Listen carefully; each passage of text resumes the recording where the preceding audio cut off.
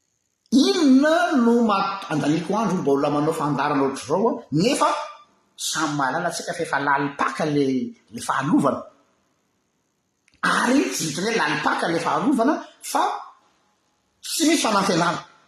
Inona nefa ny mahatonga mbola entêté o zay zany vaza zany hoe mbola misisika ny hanaovana an'izy zany.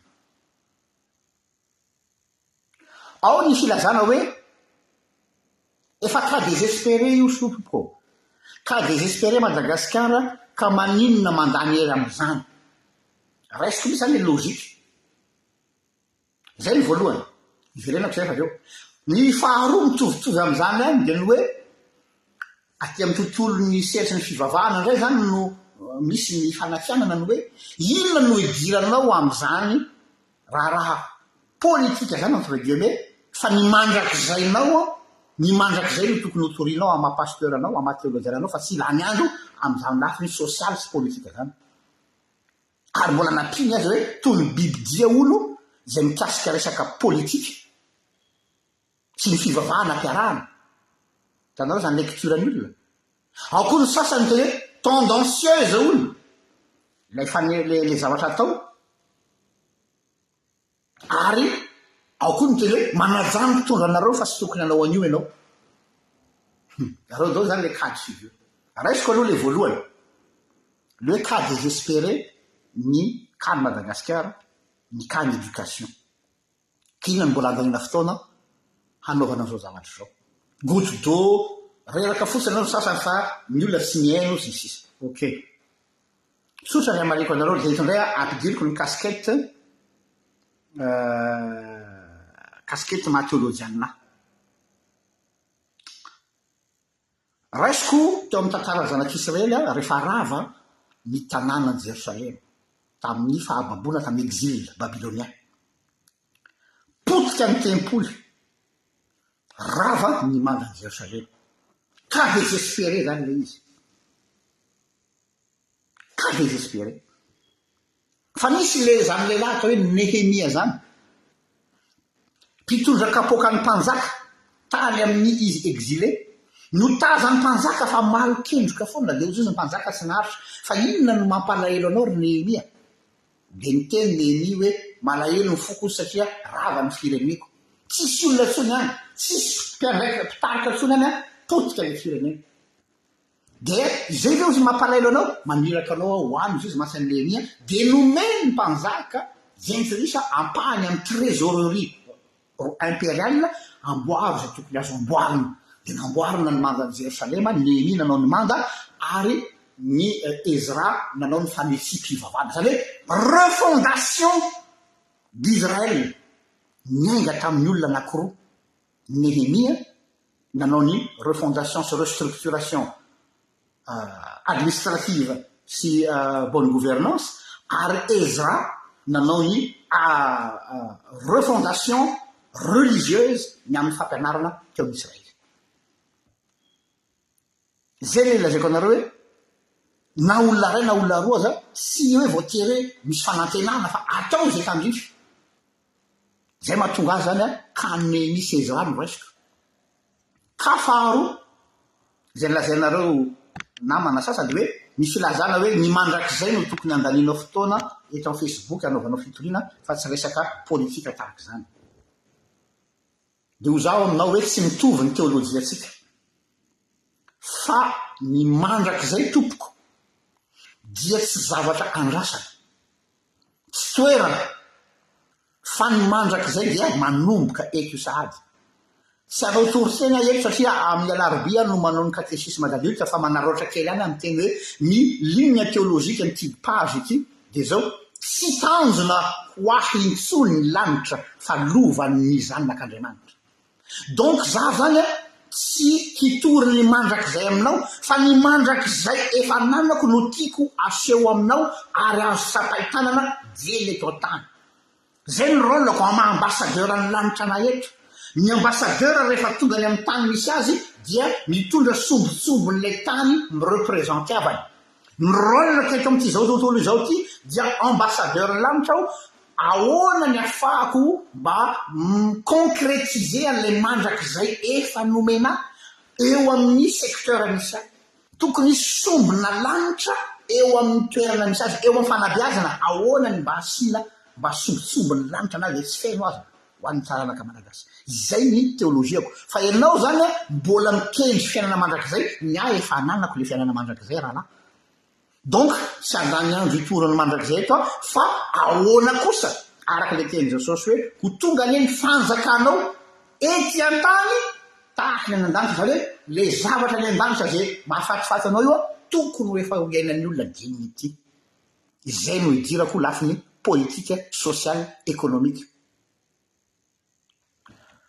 Point fahatelo ao koa ny milaza hoe tendancieux mitondra tendancieux de ho za mahatsy andreo hoe tendance amin'ny makaiza moa zany mitondra makaiza na hoe mitondra amin'inona miasan'ny mpaminany tompoko sao de tsy mahazo hevitra ianao raha ny testamenta taloha jerena ohatra amin'izany impaminany amosa amosa dia prophète spécialisé en lutte contre la corruption raha tsy fantatrao zany vakio ny boky ny amosa ny ran'Andriamanitra manokana izy fa corrompu tanteraka ny zanak'Israely dia mila nandefasana mpaminany hiresaka momba an'io fotsiny tsy itovizany amosa ampaminany hafa izany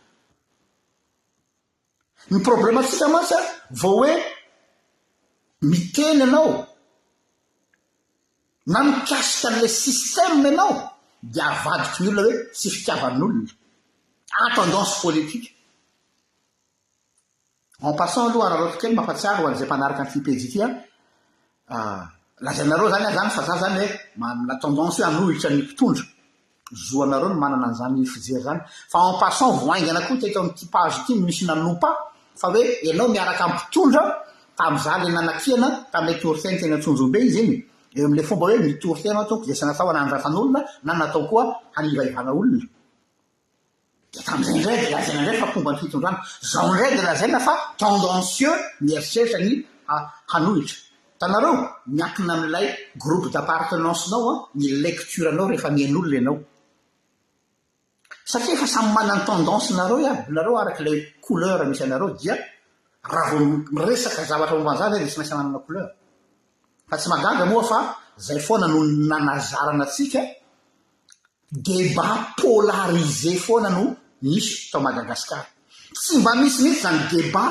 ouvert zany fa ny débat misy eo Madagasikara zay polarisé foana bipolaire zany anakiroa soit pour fitondrana soit contre fa ahoana sisy alternative hafa c'est possible ave zany atao hoe conscience citoyenne zany sans couleur politique de raha vao miresaka an'izany ve mety rapitsa zao ny zavatra lazaiko eto contre ny initiative raisin'ny mpitondra dia miteny aho izay ve lazana opposition rapitsa zao misy initiative mety ho raisin'ny mpitondra zay alonko manaraka ny tombotsoan'ny olona de miteny koa de zay ve lazana fa pomba anjarany tsirairay no mijery azy araka izay mampety azy fa isika hoa mizarina foana hoe zay tsy miaraka amiko de manohitra mila miala am'izay schéma na débat polarisé zay tsika fa tsy lasa lavitra fa ny ilaina zao de débat de fond ary zay midiratsika eto ary farany ny kafa kely tam'le hoe ina mahatonga nanao zao fandarina zao de hoe misy miteny taminareo hoe manajany mpitondra anareo zay zany le verset ampiasainy lerany namana de mea io moa le olona manao lecture picasette ono rahalahy ny fanajana zany mpitondra zany zay midika hoe mila mangina zay ve natao hoe fanajana hoe akombolo ny vava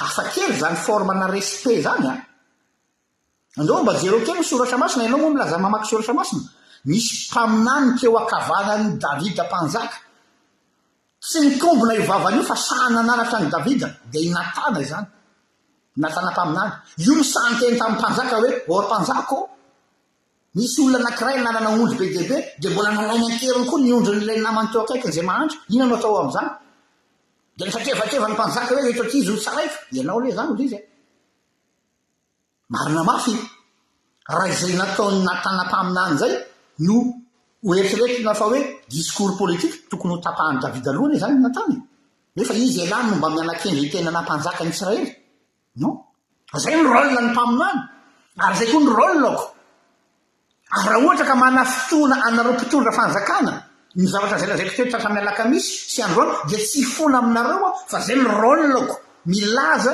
ny amin'ny atao hoe inona ny mampahory ny vahoaka an'Andriamanitra satria zao mantsy ny tokony tandremanareo mpitondra sy anareo responsable rehetrarehetra amin'ny secteur misy anareo rehetra une fois tafakatra eo amin'Andriamanitra ny fitarainany olony manahirana ny fiverenany zay misy teny zay ao amin'ny salamy fahaenina amin'ny dimapolo na salamy fahavalo amin'ny dimapolo sy tadidiko tehiriziny Jehova ao anaty vilany tany kely anaty tavoangy kely izy a ny ranomason'ny olona tehiriziny Jehova ao anaty tavoangy kely ny ranomason'ny olona ka rehefa feno io tavoangy io tsy maintsy hamaly an'io Andriamanitra ka fitiavana anareo hoe tandremo fa tsy ho zaka anareo ny ranomason'ny olona rehefa tafakatra any amin'Andriamanitra donc ny tire sonnette d'alarme hoe tandremo sao mandrora mitsilany le resy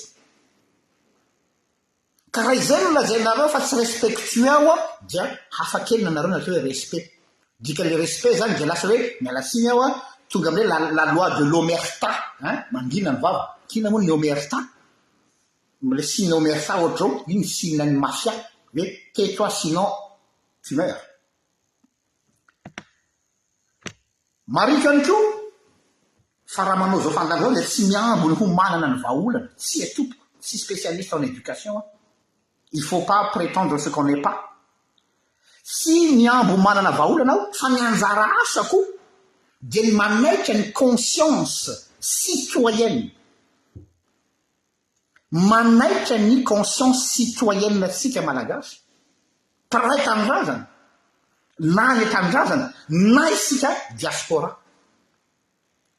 zao mantsy misary tonga atao an-tsaiko avy hatrany manoloana ny manjoa ny firenentsika io dia mety gaga nareo tamin'le fotoana namahanana Jesosy ireo olona tsy omby 5,000 lahy ao ny filazantsara gaga nareo ina ny fandraisana rehefa noetany Jesosy ireo olona reo ka rehefa nanaraka Jesosy ireo olona reo hoe te hianatra fanabeazana ny resantsika eto dia narany zareo hatrany amin'ny désert dia rehefa vita ny fampianarana dia ny mpianatra zany saika hitady solution de facilité hoe aiza no ahitana vola hamahanana ny reto 5,000 lahy ny lahy fotsiny 5,000 ny zazamambehivavy tsy mbola resahantsika nefa ny zazamambehivavy maro anisan'ny olo lehilahy ny situation misy tsy misy mpivarotra tsy ampy ny ao am-pelantanana ka désespéré verina le tenko teo zany ka désespéré handeha amin'ny fatalité ve zany Jesosy hoe asavy mody any reo miaraka amin'ny kibo vonona hanaraka ny solution de facilité ny mpianatra ve ny mpianatra tena alefaso mody reo alefaso mody reo zay le solution de facilité fa izy noetana hanina ho an'ny olona rehetra dotra zay koa ny teninareo sasasasany hoe inona ny mbola andaninao fotoana hanaovana ny fandarana io fa ajanony ihany agabo ihany fa ny olona ny mafy loha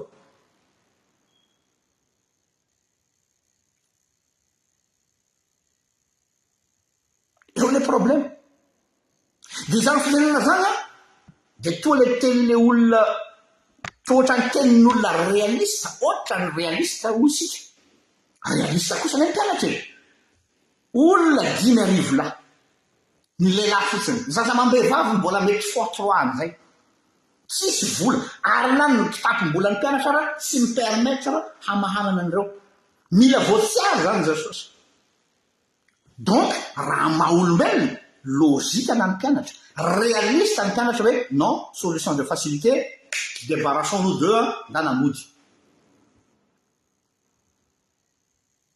kanefa ny tena marina ny tenin'ny olona eto dia tenin'ny olona tsy hitady raharaha tsy hitady problème dia nisy nanoratra aramoa taminareo tamin'ny commentaire tamin'ny nanao filazana an'le émission androany hoe avy alao any zany RGL zay efa sambatra ao ny commentaire ao izy misy an'izay zavatra zay dia zao nefa ny zavatra misy ao aloha Jesosy isy mitady zavatra lavitra mbola nanontany ihany inona no misy ao aminareo asavy mipetraka ny olona inona no misy ao aminareo zareo tsara za tsy toro teny fa le pragmatisme an jesosy ity fivavahana tena olona tsy resaka maniditsidina any amin'ny abakabaka efa zany a tsy théologien no resaka aminareo tsy resaka maniditsidina any amin'ny abakabaka ny fivavahana fa pragmatika be jesosy. Inona le pragmatisme? Asevompetrany olona inona no misy, inona ny zavatra misy, mofo dimy sazandrano roa. De ozy ny tenatra ho ampy inona moa zany? Hoy tsy ampy fa atomboy am'izay efa misy aloha. Ary zay foana ny problème atsika. Misy zavatra azo atao atomboka amin'ny zavatra kely fa tsy mitady zavatra ngeza. Afaka manova zavatra a partir ny mofo dimy sazandrano roa, za manana mofo dimy sazandrano roa, ianao manana mofo dimy sazandrano roa, inona ny mba kely eo ampelantanantsika azontsika mahana olana eo am'izay faritra misy atsika sy mijery Madagasikara ray manontolo. Azo atao zay le kany ny mofo dimy sazandrano roa. Zay ny amin'iny. Ny akabeazantsika mantsy a manontany tena foana hoe militra lafin'le fanabeazana am'izay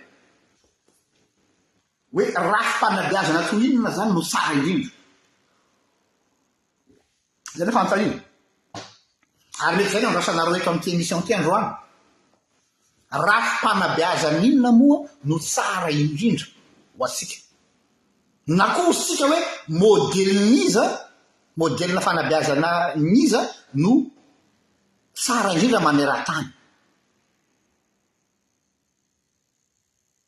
Iza no tsara indrindra maneran-tany. Eo zany ny fanontaniana mipetraka. Eo foana ny mahavoatsika hanao copie sauvage.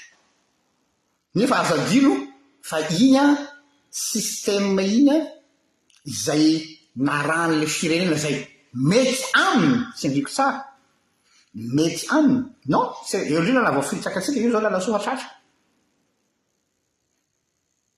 Ny zavatra tsara fantatsika de zao, le manao copie ny système d'éducation ny hafa tsy mety. Fa iny mantsy efa vokatry ny fijerevana étude amatonany maro miainga avy amina milieu, l'étude de milieu local. Ny système fanabeazana mahomby rehetra zay ampiariny firenena samihafa dia miainga avy amina étude amatonany maro sy prendre en tenir compte ny système local. Eo indrindra l'izy fa tsy hoe copiena avy ary de bataina makany aminao.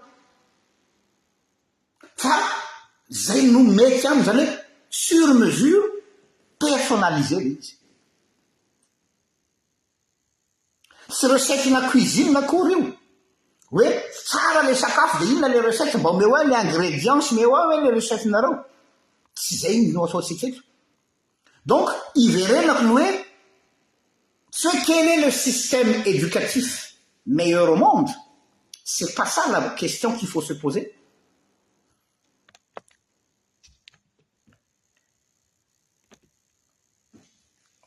Tsy hoe inona no système éducatif mahomby indrindra.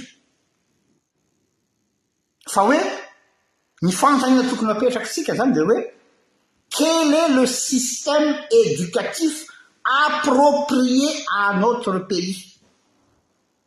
Ya miankina am'le filan'le firenena. Inona no système na éducation tandrify ary mety amin'ny firenetsika. Fa tsy hoe ny an'izany mahomby indrindra. Donc za zany raha tonga eto tsy tonga ohatran'ny magicien hoe hamoaka recette miracle avy any am'le chapeau na magicien zany le chapeau na magicien misy an'le ohatra misy lapin de misy kilalao. Za tsy magicien. Ka hiteny aminareo bingo ty le solution. Non. Ny atongavako eto ary ny rôleko ary zay koa ny compétenceko de zao c'est pour secouer le cocotier. Hoe mifoaza re fa aza matory. Andao hieritreritra miaraka, réfléchissant ensemble. Ary rehefa avy eo andao miaraka mametraka an'izay système zay avy eo. Zay ny rôleko. Ka ny zavatra ataoko eto amin'ity page ity zany isaky ny zoma de tsotra. Ty niany ny deviseko. Comment jongler entre la fatalité, le réalisme et la vision. Comment jongler entre la fatalité, le réalisme et visionnaire. Ahoana ny aizako milalao na mitanisa ny amin'ny atao hoe efa zay no zava-misy zay le fatalité tsy avelana sy ny réalisme hoe zao zany no réalité ianatsika ary vision manana zo anana vision tsika visionnaire ny olona mantsy mieritreritra fa rehefa ny réalité tsy mipermettre anao anana vision au contraire ny réalité no manosika ho visionnaire zao azadino ny tantarany ireo jiosy déporté tany Auschwitz tamy deuxième guerre mondiale nazadino ny kan'ireo déporté tany Auschwitz izy reo olona survivant be debe ny maty novolona tamin'ny chambre à gaz sy sisy fa misy koa zany maty ny aretina reraka ny sainy ary rehefa reraka ny sainy dia maty ho azy de zao araka ny tenina pikaroka zay nanao historien ireo olona zay nanana vision any amponja no afaka ny s'accrocher amin'ny fiainana malgré hoe tsy mbola fantatra raha ho velona raha-pitso zany hoe ianao zany misy épée Damoclès eo ambony lohanao mety ho volona amin'ny chambre à gaz ianao raha-pitso mety tsy mihinan-kanina ary tena tsy mihinan-kanina fa ireo olona survivant tany Auschwitz de ireo olona nanana projet de vie zay natao hoe vision nanana projet de vie ireo no sisa velona donc zany ny fatalité zay mitranga ohatrany omaly reny tokony moteur au contraire be debe nareo nanoratra amin'ny commentaire reraka kivy am'le zava-misy non avadio force ny fatalité avadio vision ny réalisme fa tsy miravoravo tanana fa raha anao zay tsika de tsisy zavatra manjary fantanina manaraka de zao mety ho avy aiza ny loharan'ny olan'ny fanabeazana ny Madagasikara ataoko hoe mety satria be debe ny source de fa am'zay nareo tiako anaraka tsara fa mety somary miodikodina be no resaka mety ho avy aiza na avy amin'inona ny loharan'ny olan'ny fanabeazana eto Madagasikara omaly aho raha nanomboka ny live nataoko dia misy fehezan-tenin'ny biblika zay no nanomboako ny fandarana ho an'izay nanaraka ny liveko omaly hoe any aparany any ny olona dia isandro mahory ary tsy hanaja zay masina hoy zany tsy hanaja zay masina de nitsindriko tamin'ny omaly tamin'izay fotoan'izay fa ny masina de tsy voatery ny zavatra ara-pivavahana ihany fa tout ce qui est sacré ary anisany zavatra sacré ny zavatra iankinan'ny aina ny zavatra zay ankinan'ny aina hoe ohatra ny fitenitsika hoe la vie est sacré satria iankinan'ny aina zany donc sacré koa ny éducation satria io no loharano ny zavatra rehetra ary aseko anareo eto rehefa avy eo le izy miainga avy ao io zany ny moteur de développement ny firenena anankiray éducation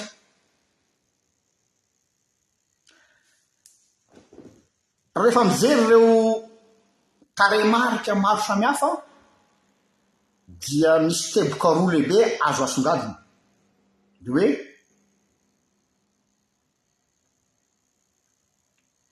tsy ahafaly ny groupe de lobbying anankiroa matanjaka eo a Madagasikara ny zavatra hotenainiko eto androany saropady ny zavatra holazaiko eto androany satria ikasika ny fond de problème tsika androany mba afahanareo spécialiste technicien mitady solution mandeo aloha tsika anao diagnostique an'ilay problème ka ny zavatra holazaiko eto de tsy afaly misy ny groupe de lobbying misy lobbying anankiroa matanjaka ao Madagasikara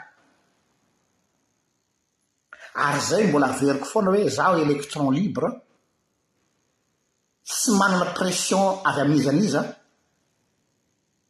ary tsy manana tendance amin'izaniza libre reto groupe de lobbyna anankiroa reto no voatotoina androany dia ao a zareo monarchiste de tonareo tsisy mpanjaka tsony aloha Madagasikara fa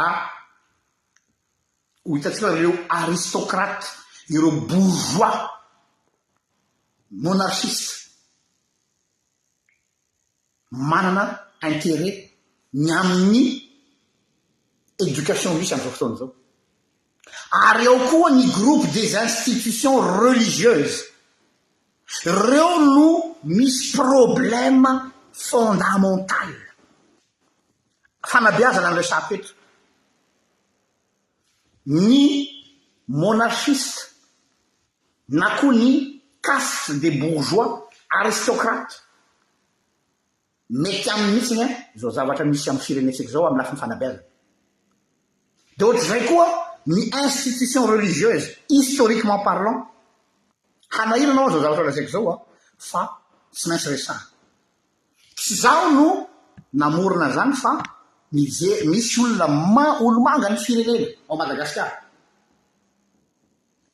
nanao fikaroana mataonany maro isaorako be deaibe izy ary indramiko ny zavatra zay nolazainy tamin'ny fikaroana nataony mpikaroka malagasy anankiray professeur Ramatoa Monique Rakotoanosy manonona ny anarany avy satria azy ilay fikaroana ho tanteriko eto ara-tantara mpikaroka malagasy professeur Monique Rakotoanosy tena nikaroka izy amin'ny lafiny ara-tantara ny fivoarany anjara toerany sekoly ao Madagasikara hatramin'ny andro ny fahampanjaka ka hatramin'izao poste colonial izao historienne professeur Monique Rakotoanosy nikaroka ny lafiny ara-tantara ny fivoarany toerany sekoly tao Madagasikara mialohan'ny fanjanahantany tamin'ny andro ny fahampanjaka tamin'ny fotoanany colonisation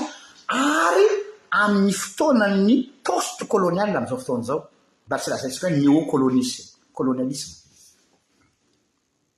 misy zavatra lazainy hanohitohina ny fo maha olo-mpiangonana zaho anisany fa rehefa nieno azy aho nanaraka ny fanazavany ary nanaraka tsara ny exposé tena tsy azo lavina le zavatra satria izy tsy manao interprétation fa ama historienne azy dia miaingy avy amina fait enao zany rehefa tianana honnêteté intellectuelle na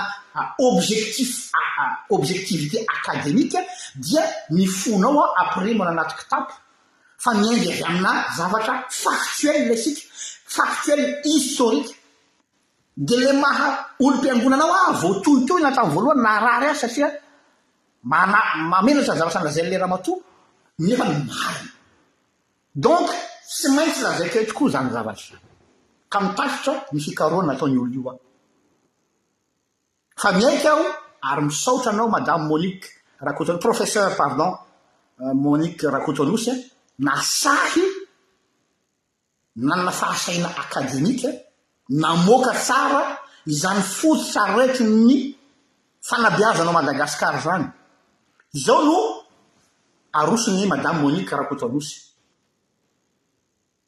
ny fanabeazana ozy izy eto Madagasikara ara-tantara tsy resaka politika tsy resaka sociologika fa ara-tantara dia ao amin'io éducation io izy no misy ny enjeu du pouvoir zay tsy azontsika malagasy an-tsaina mihitsy ny impactany ao amin'io rafim-panabeazana io no misy ny hery famoretana amin'ny fahefana enjeu du pouvoir bien avant la colonisation tsika masa matetiky tamin'ny fanjanahantany na tonga an'io bien avant efa niainana talohany fanjanahantany mbola amplifié koa tamin'ny fanjanahantany mazava ho azy ary vao mainky gravy am'izao poste colonial izao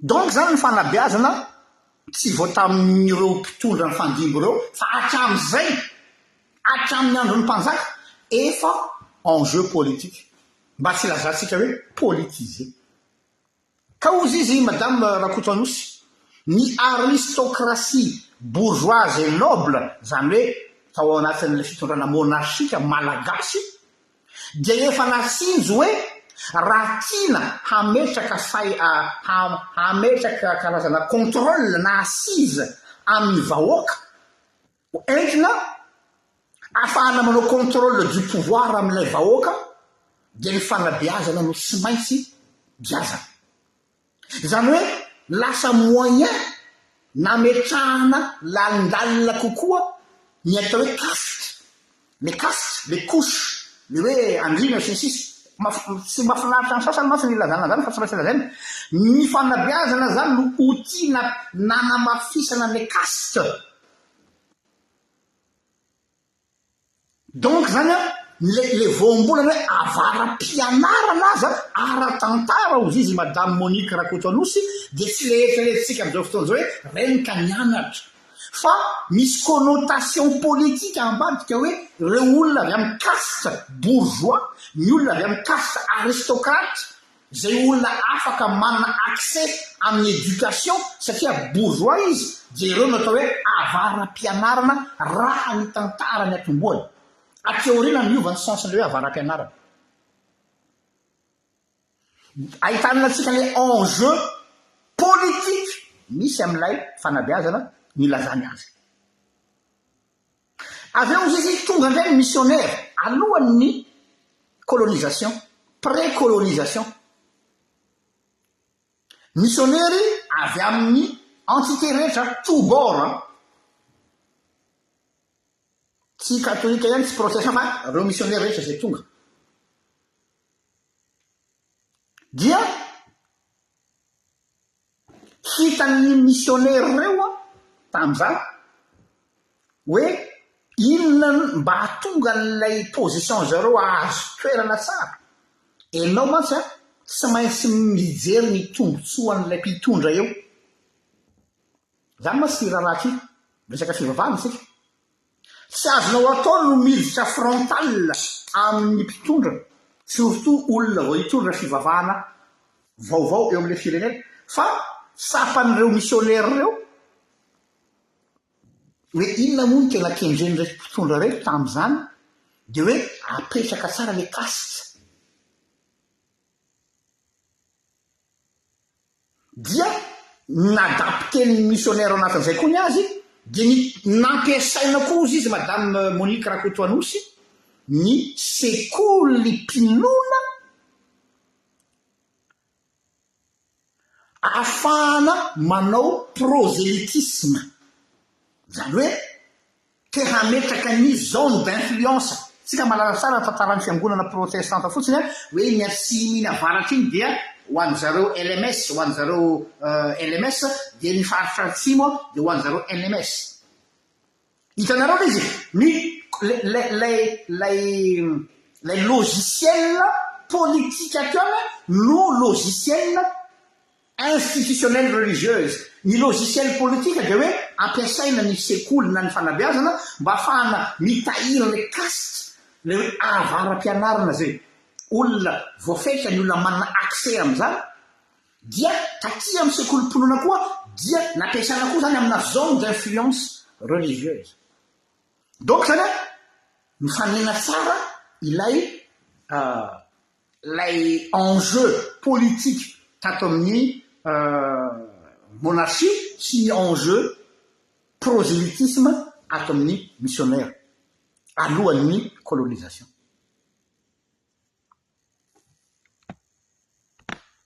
dia avy eo moa tonga ny colonisation mazava ho azy dia nanampitrotraka dia nahay ny fandaminareo mba ahafahany tsirairay samy mahazo ny tandrifony dia ny fitondrana politika français tamin'izany fotoana zay ilay zany a zarany ara misy an'izay cloisonnement de la société zany hoe mety tsara mpanjana tany ilay système zay lazain'ny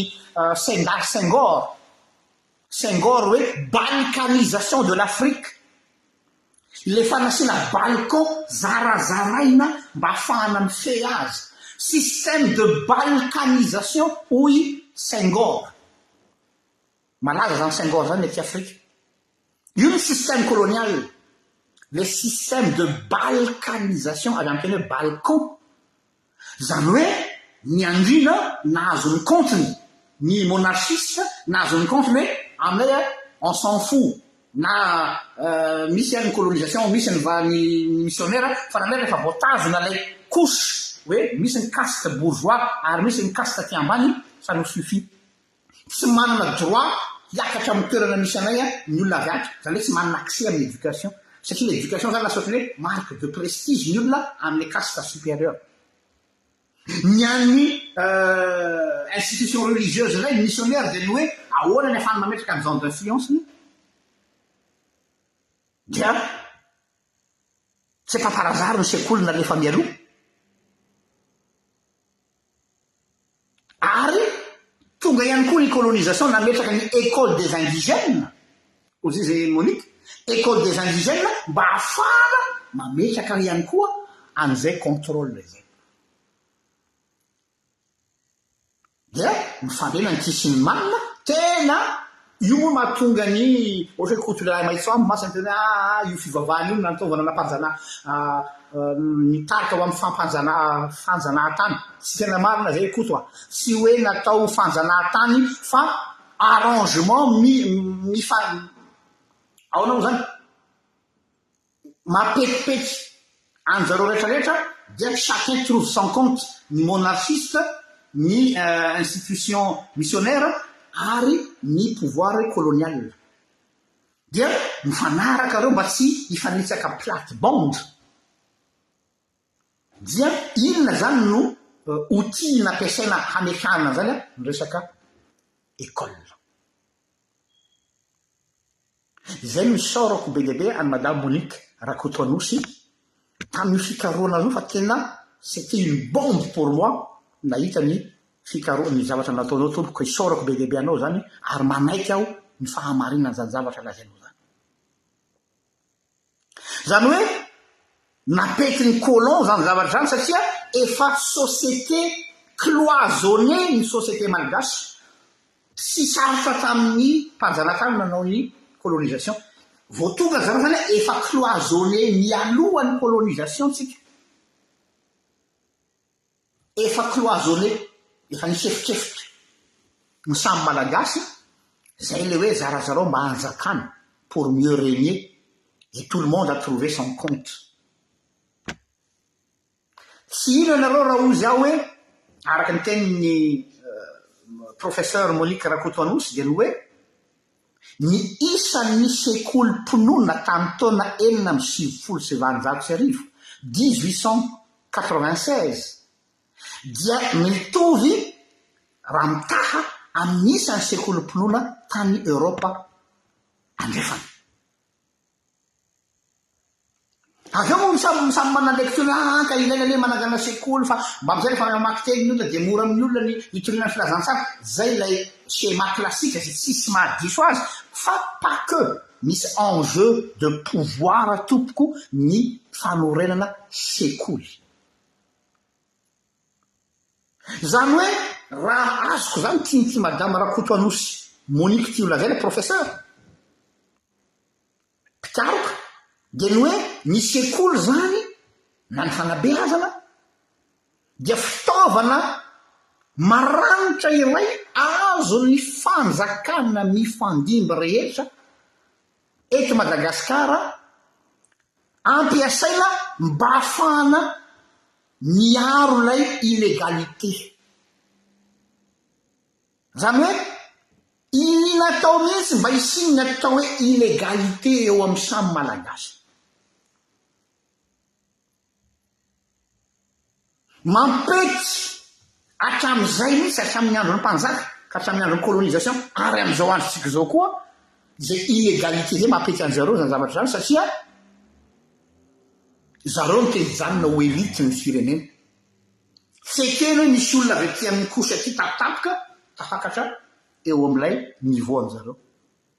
zany hoe le sekoly zany a le fanabeazana zany lafa champ de bataille ny tontolon'ny fanabeazana ka tsy magaga ny zava-misy sy mbola hisy sao de mieritreritra nareo fa tapitra tsy magaga ny zavatra mbola hisy rapitso ary aza-dinoana fa teo amin'ny tantara dia eto ndraiky militra am'janoketona madame Rakotonosy teo amin'ny tantara n'izao tontolo zao ny fanindran-dalana ny hoe zany atao hoe période ny renaissance zany ho an'zenanao histoire sy ny période ny réforme nataony réformateur zany Calvin sy Luther niaraka ny fanindran-dalana ny période de la renaissance sy ny réforme ny renaissance sy ny réforme no nitambatra cocktail anankiray nahatonga ny réforme naomby nataony Luther sy Calvin fa tsy hoe Luther akory no iza za lutheranina no miresaka eto ary tsy hoe Calvin akory no maranitra no iza fa ces deux figures Luther et Calvin étaient nés au bon moment au bon endroit zany hoe efa nisy pré-réformateur talohan'ny Luther sy Calvin fa tsy naomby anisan'izany Jean Hus fa nampaomby ny réforme nataony Luther sy Calvin dia satria ny fanolojo ny vanim-potoana ny renaissance ary ny vanim-potoana ny renaissance dia siècle de la lumière ao anatin'izany no nivoany imprimerie tompoko lahy sy tompoko vavy donc mora be ny véhicule ny fanabeazana réforme noho ny fisiany imprimerie fa na mahay be tohinona i Calvin na mahay be tohinona Luther raha tsy nisy ny imprimerie vokatry ny renaissance dia maty momoka ny réforme tamin'ny 1517 ina ny tiako atongavana ny tiako atongavana anatin'izay dia zao hoe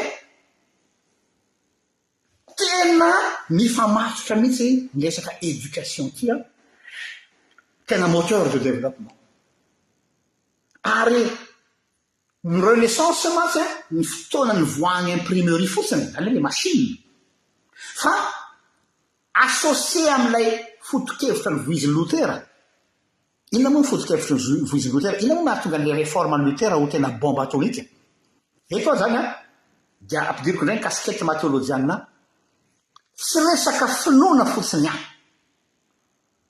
tsy resaka théologie fotsiny any ny impact ny réforme lecture historique laïque ndray zany mitondrako azy fa ny fotokevitra ny voizin'ny Luther ao amin'ilay théologie ny mazava ho azy dia nisy point anankiray zay nampirodana ny système niainany olona tamin'ny moyen âge mihitsy dia nilazan'ny Luther n'ilay atao hoe sacerdoce universel ilay hoe mpisorona ny mino rehetra mba azonareo an-tsaina hoe dika zany zany hoe tsy misy sony élite des prêtres fa sacerdoce universel potika zany le caste rava zany lay couche ary io no nampidoboka an'ilay resaka cléricalisme tamin'izany fotoana zany le cléricalisme anie dia ahafahana miaro ny toeram-boninahitry ny olona élite religieux ary zany no tonga ny Luther mifofona ny ainy satria misy impact politique ile izy ohatra zany zao prince de Saxe tany Allemagne maninona ny Germanie ray manontolo nomba ny Luther c'est pas pour les beaux yeux de Luther tsy hoe nibebaka ny mifofona daholo izy zareo dia lasa kristianina fa nararotsany zareo le firaikevitry Luther mba ahafahany zareo sy mandohetra intsony any amin'ny pouvoir central de le vente d'indulgence zany zany hoe misy aspect éducation le izy dia nihitatry zany zareo tsara dia nihitatry zany sacerdoce universel na resaka réforme zany nihitatry anakany amin'ny révolte de paysans fitomiany tatsà izay saiki nanimban'ny Luther satria teo zany misy zavatra ny fanjeva ohatra ny valy tsy azo nitoaina intsony zany rehefa rava le caste rava lay cléricalisme rava lay hoe misy élite manana accès amin'ny fahalalana vokatry ny réforme vokatry hoe sacerdoce universel dia ny fo azy koa ny paysans, révolte des paysans, sisy sisy. Hitantsika amin'izany fa arma fitaovam-piadiana maranitra be mampirodana fanjakana, mampirodana système de gouvernance ny resaka fanabeazana. Nanova ny face du monde mihitsy zany, zany renaissance sy réforme zany niova tanteraka Europe ray manontolo. Satria fanabeazana ho an'ny olona rehetra, éducation pour tous, izay tsy tia ny monarchiste, izay tia ametraka ny caste, ary zay tsy tiany koa ny groupe d'influence religieuse, izay tia ametraka ny zone d'influence. Satria plus lay vahoaka ao anatin'ny atao hoe ignorance, plus moramora ny gouverner azy. Docile masa ny peuple ignorant. Fa rehefa ny peuple no ignorant solo, zany hoe ny vahoaka sy badraodra intsony, sarotra ny mifehy azy dans le sens dictatorial. Fa il faut maintenir la population dans une ignorance pour pouvoir le maîtriser. Izy amin'ny mahazo tombotsoa am'izany efa voalazako tamin'izao tao. Resako am'izay zany resaka école coloniale indray zao. Tonga ny colonisation, manao ny école coloniale. Tsy resaka vanim-potoana ihany resako amin'ny école coloniale fa système mihitsy resana amin'le école coloniale. Dia indramiko ny teny ningahy Miu Sera Kalala, écrivain guadeloupéen. Miu Sera Kalala, panoratra guadeloupéen, manao hoe la minorité forme la majorité en fonction de leur intérêt. La minorité forme la majorité en fonction de leur intérêt. Zany hoe ny élite vitsy anisa no mandrafitra ny fandaharam-pampianarana, no mandrafitra ny programmation sy ny système d'enseignement mba hatonga n'ilay fampianarana ho lasa machine miaro ny tombotsoan'ny vitsy anisa amin'ny maro anisa. Misy raha Kalala, mpanoratra guadeloupéen milaza an'izany. Misy teboka vitsivitsy reto zay noraisiko avy amin'ny olona hafa koa mpandinika, PhD en théologie Université de Montréal, Dr Jean-Fils Aimé, izay lazany fa ny mission nomena ny école coloniale la rehetra, quelle que soit la colonisation dans le monde, surtout le monde francophone. Ary mbola mitoy zany hatramin'izao dia ny olona vokarin'ny sekolitsika amin'ny école coloniale sy ny université sika sy ny faculté sika dia miforme olona ho auxiliaire fa sy acteur de développement. On ne forme pas des acteurs de développement, mais on forme des auxiliaires. Hainareo tsara zany auxiliaire zany, adjoint la reny, auxiliaire ny zala lohany. Il suffit de regarder les postes. Iza nomena ny poste de décision sortant université inona. Ary iza no auxiliaire. Inona ny auxiliaire? Eo zany fampianam-petraka. Ny auxiliaire zany ny tanjona dia tanao rehefa auxiliaire zay inona manazarana antsika zao sika malagasy dia inona ny revireviny ny ankizy rehefa mianatra, rehefa miofana mba ho tonga fonctionnaire. Satria zay lay inona filazana zany? Le paradigme napetraky ny colon hoe ianao dia tsy acteur fa auxiliaire, dia ampanofisinao fonctionnaire. Zay zany natao hoe ohatra hoe le saint graal tratrarina mba ho lasa fonctionnaire. Ina moa le toetrana fonctionnaire, mialatsiny aminareo fonctionnaire, telopolo andro fanjava raika tonga amin'ny ora zay tiako atongavana any amin'ny birao, je m'en fous ty tobila ty sy tobila ty fa tobila mpanjakana na vaky prinsesa tsisy raha raiko antia sy tobila ny babako tia, zay le toetrana fonctionnaire. Satria auxiliaire ianao. tanareo le fanapitena mihitsy an'le toetsaina de antany aho hoe antany ahy nareo inona no maharatsy an'izany pasteur zany hoe ho fonctionnaire zany foko zany ny tanjony olona oui sur le plan confort professionnel fa izao les fonctionnaires ne font qu'accomplir les tâches qu'on leur demande de faire sans réfléchir sur le pourquoi. C'est non. Tu resteras un boy. Un boy aux Africains, c'est pièce, Irak. Bout. Et nos amis, manatantiraka, tâche, baik fotsiny. Arrête si antanina ny avianao, tu n'as pas ton mot à dire.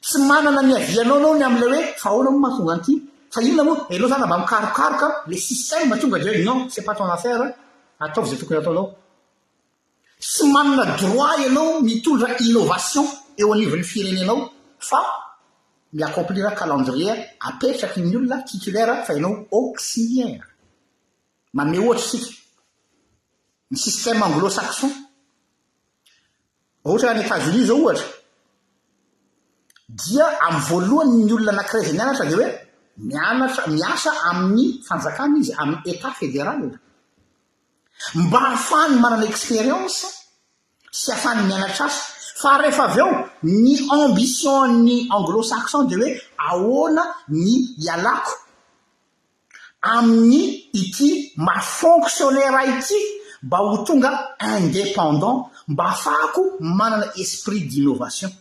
Zero tsara le paradigme zany hoe le mafonctionnaire de zava-dehibe mba ahafahany se forger am'le asa fa rehefa avy eo izy de manana tanjona hoe non je ne resterai pas fonctionnaire éternellement ahoana ny ahatonga ho indépendant ary afaka maka esprit d'initiative sy innovation fa tsy olona miaccomplir agenda zay asaiko taterahana fotsiny any fa ny système colonial francophone kosa zay nanazarana atsika de zao hoe mibuan'ny olona vao mivoaka any amin'ny enamina izy mialatsiny aminareo mpianatra any amin'ny enamina mibuan'ny olona vao mivoaka any akatso izy mibuan'ny olona vao mivoaka any amin'ny institution re izy ahoana ny atonga ho fonctionnaire ou directeur de le directeur ma c'est intouchable de eo foana izy mandray vola miaraka amin'ny 4 mandray pernoctem sy péridiem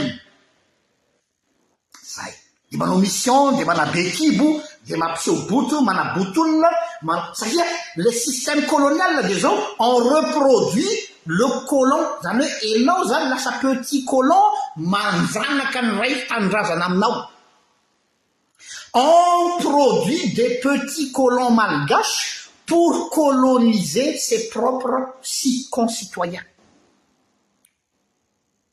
zay le néocolonialisme. Sans le savoir zany zao dia formatena ho colon mba ahafahako micoloniser an'ilay compatriotico zay le système d'éducation napetraky ny colon amitsika ary io no le divan'ny olona anankiray amin'ny la négritude zany hoe tena Aimé Césaire zay tompony atao hoe négritude de niteny mihitsy izy hoe la colonisation a créé une crise d'initiative ozy Aimé Césaire. La colonisation a créé une crise d'initiative zany hoe le initiative anao misy no potehina aza manana initiative ianao aza manana eritreritra hamorony ianao fa ianao dia mpiasanay ianao zay no nanabiazana atsika le esprit d'initiative mihitsy ozy izy Aimé Césaire no nipotehiny colon ao amitsika potehina mihitsy ny anananao zay esprit d'initiative zay zany ohatra mahatonga ny hoe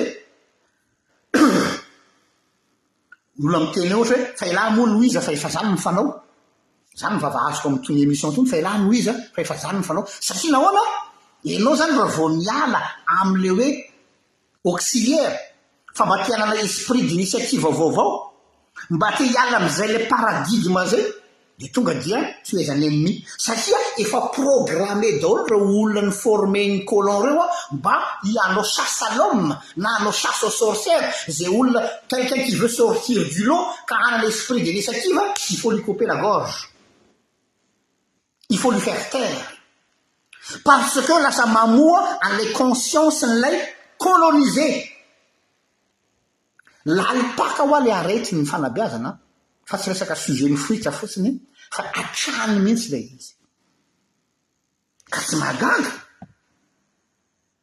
hoe fa zareo frantsay sy any Europa maro dia mikiky mitady ny fomba rehetrarehetra misy hamandrenatsika amin'ny zavatra zay. Ny système ny raha jerenareo ny fanjakana any Europa zao any Frantsa sy any Europa ny dette publique an'zareo ny explosé satria nahoana zarina am'le atao hoe assistanany any inona moa mahatonga ny malagasy maro teo aty andafy le andafy resaka hoe surtout France ny mamaiky any gasy ho aty a France ane ho any France dia handray an'lay RSA andray an'lay aide ny fanjakana hoe tsy mila miasa la fa mitanynandro fotsiny a fa le olona mifo maraina amin'ny efatra maraina no manao cotisation mamelona andreo tsy miasa zany hoe efa no zay le système lay assistana tu ne crées pas de richesse, tu n'as pas l'esprit d'initiative, tu es un auxiliaire. Tu as besoin d'un assistanat. De nefa zay le système d'assistanat zareo tsy mipermettre intsony ny train de vie zareo am'izao tsika miteny zao satria efa miexplose ny dette publique. Avelatsika aminy am'ireo vazaha reo sy ny colonisation todika amitsika am'izay ary hoe hampianarina ho lasa inona zany a ny zanaka malagasy, hampianarina ho lasa inona ary zany sika araky zany rehetrarehetra zany. Inona ary zany no idéal ny fanabeazana ho atsika araky zany. Disons, pour être plus scientifique et ne pas tomber dans le sensationnalisme na resaka émotion, disons hoe mijery azy zany aloha inona moa le objectif lay système éducatif voarakitra ao amin'ny PSE, les plans sectoriels de l'éducation navoaka tam 2018-2022. Nous dirons que document io. Les documents PSE na ni plan sectoriel de l'éducation Madagascar 2018-2022. Dia nisy fehezanteny maromaro vitsivitsy nitsongaiko tao a no sotomoko manokana mba tiako hitondrana réflexion amitsika. Zao no mialatsika fa miteny français le izy dia ho taferiko tsirairay eto. Zao no voasoratra ao amin'ilay système éducatif en plan sectoriel l'éducation 2018-2022. Les travaux réalisés se sont inscrits dans les orientations du plan national de développement PND 2015 à 2019, dont il reprend les objectifs spécifiques pour ce qui concerne le capital humain, se doter d'un système éducatif performant et conforme aux besoins et aux normes internationales. Yo misy clochage. C'est quoi ça? Plan sectoriel de l'éducation nationale malgache dia manangana objectif conforme aux besoins des normes internationales. Oui, manarapenitra, manaraka normes internationales. Fa zay ve une priorité. Deuxièmement, promouvoir et valoriser l'enseignement technique et professionnel et ou professionnalisant. Zany manomboka vozina be ny formation professionnelle mba tonga le olona ho lasa auxiliaire. Assurer une formation universitaire répondant aux normes, aux besoins et à l'assurance qualité. Les enjeux qui en découlent sont doubles. En premier lieu, il va falloir redresser de façon significative le système éducatif, comme catalyseur des objectifs de développement durable de l'ODD, ODD, hein, objectifs de développement durable millénaire. N'avocat nous ONU. C'est quoi ce charabia? Bien oui, bien sûr. C'est comme ça qu'on fait les choses. Quand on fait un projet, bien on fait noyer le poisson aux invasats. Oh, c'est des grands mots. Ça, c'était le gros mot. Hein. Des grands mots. Il va falloir redresser de façon significative le système éducatif. Bien sûr, mais c'est pas clair. Considéré comme catalyseur des objectifs de développement durable, de l'objectif durable de développement durable. Déjà, je vous ai dit ODD, objectif de développement durable, n'a pas ONU. Il est objectif en éducation, n'a pas ODD, ONU sur le plan éducation. Une éducation de qualité pour tous. Oh. Pour tous, de qualité. Faites une éducation à 2 vitesses pour les castes et pour les nuls. Bien la signe, vous entendez, éducation pour les nuls. Une éducation de qualité pour tous est l'un des piliers les plus solides et éprouvés du développement durable. C'est les ODD. Hein. Cet objectif fait en sorte que toutes les filles et tous les garçons suivent un cycle complet d'enseignement primaire et secondaire gratuit d'ici 2030. À vous de voir. Il vise également à donner accès dans des conditions d'égalité, à un enseignement professionnel, ainsi qu'à éliminer les inégalités entre genre et revenus. Si vous l'avez un fou, toi. Les plans sectoriels, ça, mise en application, nada aux États. Nous la langue,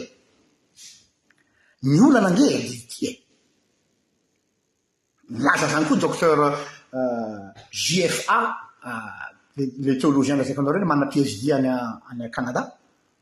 Yusis JFA, docteur JFA, de Tungamlewe, j'ai oumé la nom de Tanakavia, de Alain Amtanwa Kavana, vous savez, oumé la nom de Tanakavia, Alain Amnon avec Amtanakavana, analyse.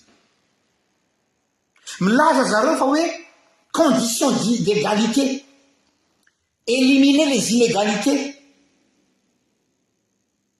Vous dites JFA, oui. Et femme pechaka awamini pays colonisés, les doctrine de la découverte, ça vous dites JFA, doctrine de la découverte, il y a les doctrines de la découverte. Jamais reoule prétendre afin découvrir ni falalala, ni imposer ni point de vue ni en les pays opprimés.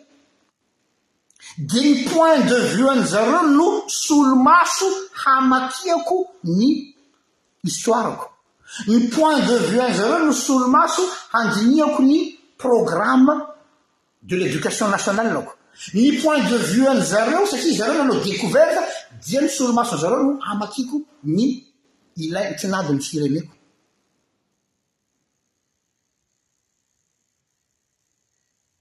Néanmoins, Razrela n'est fini expert en sciences de l'éducation réelle, ça nous sous JFA. Bien, et faut aussi docteur JFA, nous, quand une école, voulons comprendre son milieu aussi. Mila mahazu, ni tuntul misanoeno.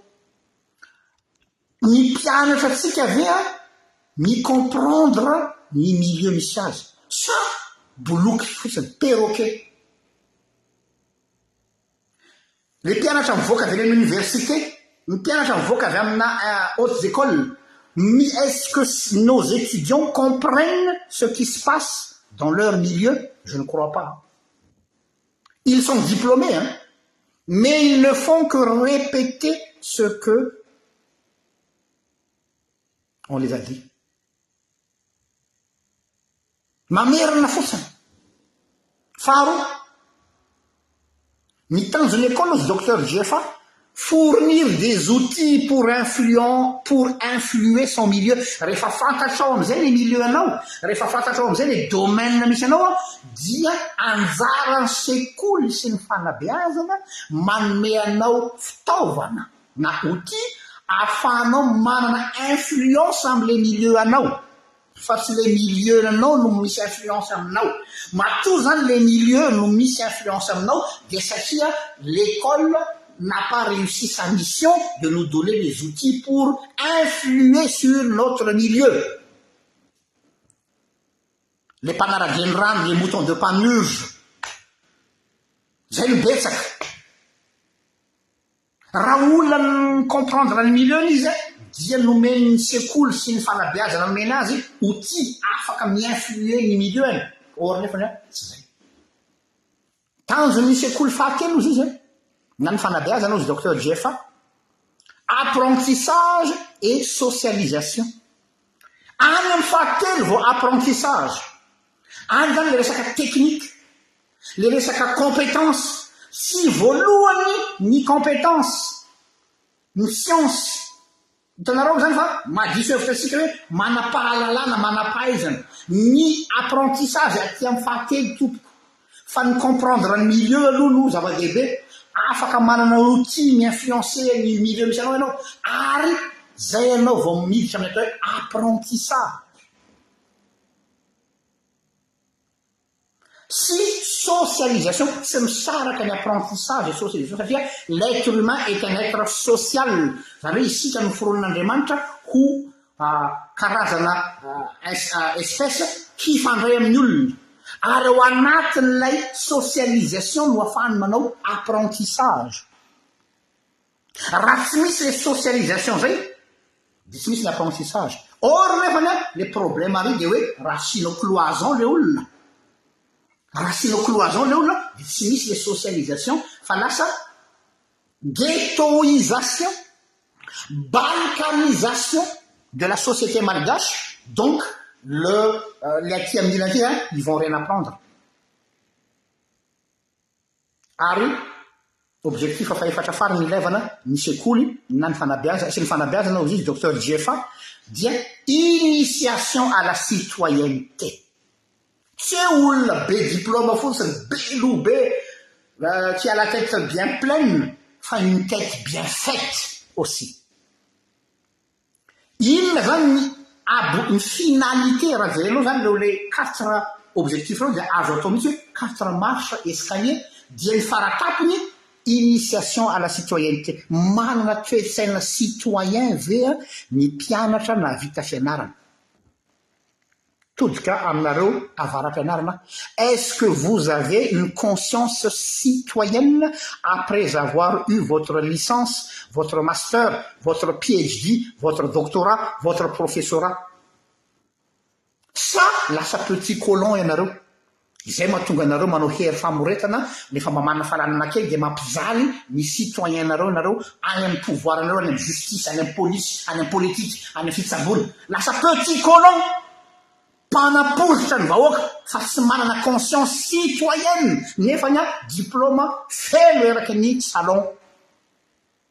Donc ny avaram-pianarana tompoko ireo olona micomprendre ny milieu eny, olona mahay mampiasa ny outil mba mi-influencer ny milieu misy azy, dia ny fifampikasokasoany amin'ny hafa no ananany fahalalana, apprentissage, ary izany rehetra zany dans le but de conscience citoyenne.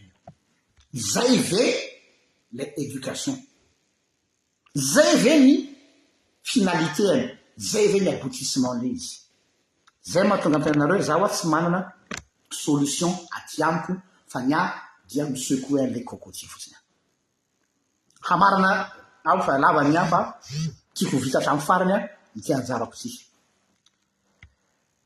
Misy ohatra concret mpisehatra amin'ny fanabeazana zay apprécieko ho anareo zay ao anatin'ny tontolon'ny éducation mba jereo exemple omeko anareo concret ty manapirofo fa afaka miainga tsara am'le hazandrano 5 sy mofo 2 dia afaka micréer mofo 5 sy hazandrano 2 zafady nefa madika le izy afaka micréer changement mihitsy. Anisan'izany a ity ONG filazazy fa tena hitako hoe plateforme tsara Education for Madagascar mankasitraka anizy mivady izy nanorina nyty aho fa tena modèle tsara anaitahaka Education for Madagascar zay mobiliser à la fois ny olona any an-tanindrazana sy ny diaspora. Education for Madagascar ny zavatra atao zareo de hoe miady amin'ny fahantrana amin'ny alalany fanabeazana ny zaza sy ny vehivavy. Ao anatin'izany izy manome soutien scolaire isaky ny vacances sy ny sabotsy. Misy ihany koa ny échange international mba hahatonga ny zaza mba afaka midécouvrir zavatra hafa koatra ny fasany. Fa ny tena point nanaitra indrindra ary tena hitako hoe mbola vitsy no manana an'izay modèle zay le approche ny Education for Madagascar dia zareo zany manohana omeny borsa ny lohany ny lehibe ary contrepartie ireo olona zay toanany zareo reo a sy maintsy manao parrainage intellectuel an'ireo zandrany afara. Tsy maintsy manao parrainage intellectuel tsy parrainage financière mazatatsika ohatsy hoe parrainé misy olona miaty fa écolage parrainage intellectuel zany hoe anjaran'ireo zokiny nahazo famasiana na vasim-pianarana ny manaraka any ireto zandriny akeoina reto ary tena efficace le izy misaotra ny Antonina nomeny io lien io mba jereo fa tena ohatra anankiray velona azo atao tsara le izy. Ny tiako atongavana zany de tsotra riavako initiative citoyenne sisa no azo antenaina fa ny fitondrana mifandimby mbola roulette russe mbola tsy fantatra zany mbola miankina amin'ny tsy fantatra. Tanao le roulette russe miankina am'le bala io karaha ohatra sendran'ny bala ny lohanao ka milalao an'iny jeu de mety maty ianao rehefa tsisy bala de velona mbola tsy hay zany mbola miankina amin'ny jeu sais pas mbola ampanantena disatsika daholo reo mandritra ny propagande hoe ny fanabeazana mbola ny ekibon'ny omby zany.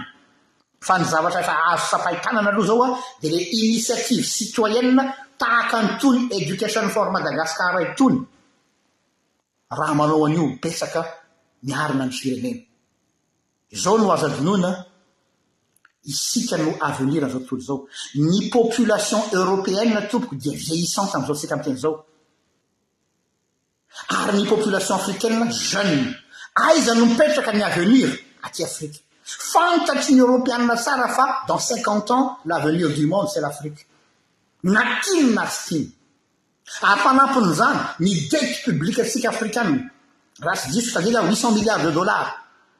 Ampitanina fotsiny amin'ny dette publique française efa misy hatrany amin'ny 1000 milliards mahery 2000 milliards fa sahidiko izay. Or population vieillissante qui dit population vieillissante miaina ny producteur de richesse.